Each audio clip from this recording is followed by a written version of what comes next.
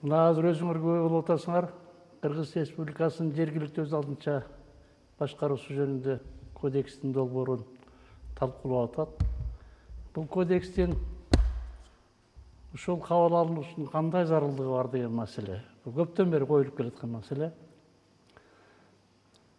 Бүгүнкү күндө жергиликтүү өз алдынча башкаруу чөйрөсүндө негизги bir 14-15 мыйзам менен жөнгө салынат.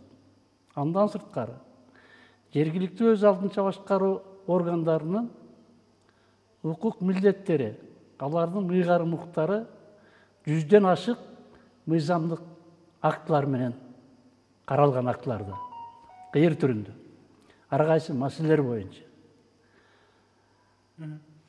Ошол мыйзамдардын ортосунда айрым нерселер боюнча, маселелердин чечилиши боюнча карама каршылыктар да бар. Ошондуктан биринчи кезекте жергиликтүү өз алдынча башкаруу жөнүндө кодекс ошол мыйзамдарды биринчи системага келтирет.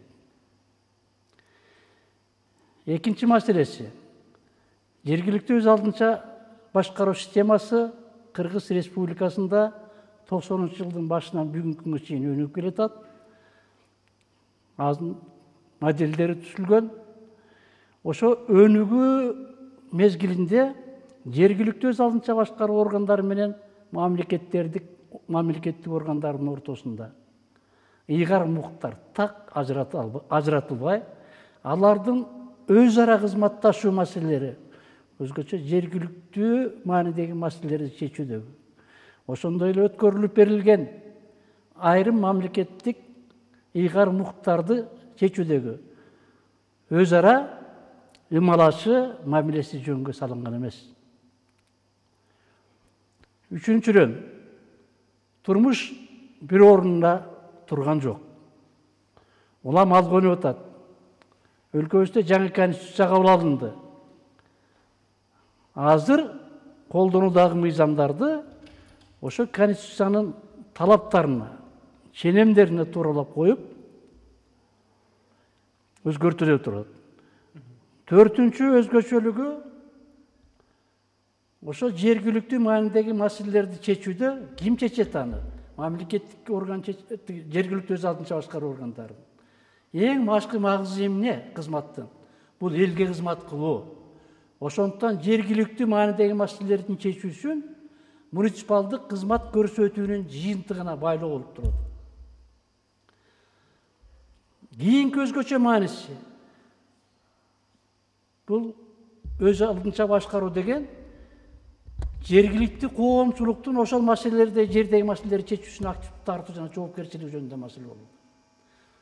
А бизде азыркы учурда көпчүлүктөрү өздөрүнүн укуктарын эле билет, кандайча катышып, кандай чечиш керек ошол маселелерин билбейт.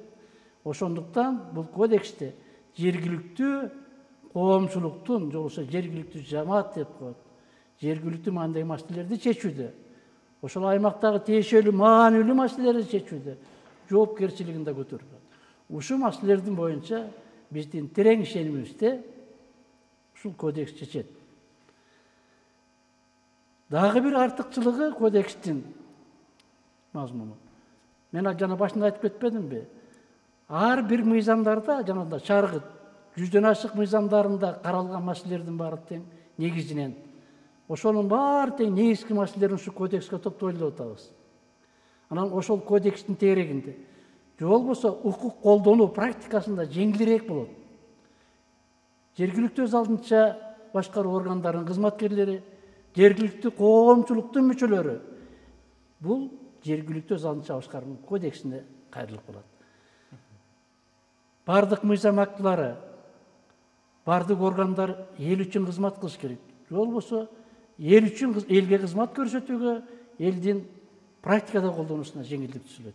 Эң башкысы ушунда.